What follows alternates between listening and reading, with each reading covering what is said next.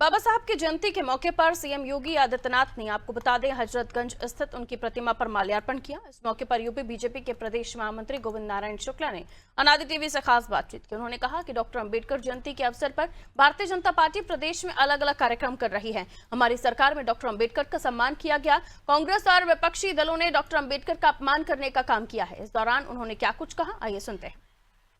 रचयिता भारत रत्न डॉक्टर भीमराव अंबेडकर की जयंती आज है और भारतीय जनता पार्टी 10 दिनों तक प्रदेश में बड़े कार्यक्रम आयोजित कर रही है। आज से इसकी शुरुआत हो रही है।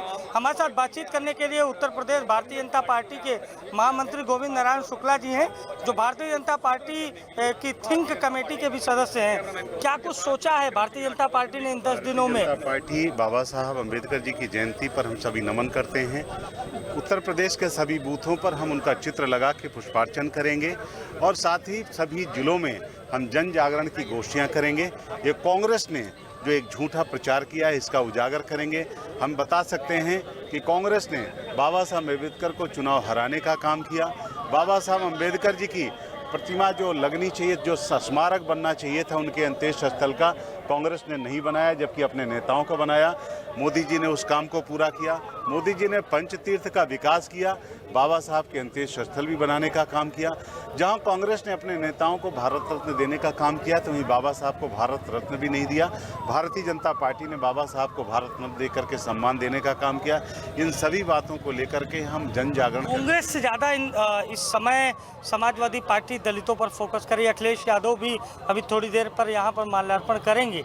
सपा के इस मूव को किस तरह से देखें? समाजवादी पार्टी जो है, कांग्रेस और समाजवादी पार्टी मिलकर के चुनाव लड़ते हैं, गठबंधन करते हैं। उनका एक दिखावा है। मूल रूप से उनको याद आना चाहिए कि मायावती के साथ उन्होंने इसी उत्तर प्रदेश के स्टेट गेस्ट हाउस में क्या काम किया है, उसको सब लोग मायावती का गेस्ट हाउस कांड जानते हैं। अखिलेश यादव के बारे में हम कांग्रेस के इस काले चिट्ठे को उजागर करने के लिए जनता के बीच में से एक किताब की बहुत चर्चा है। आप ही की पार्टी के राज्यसभा सांसद हैं ब्रजलाल जी, जो यूपी के पूर्व डीजीपी हैं। उन्होंने किताब लिखी है सियासत का सबक, जोगेंद्रनाथ मंडल। क्या कहेंगे? उस किताब में उन्होंने सारी सच्चाइयाँ लिखी हैं।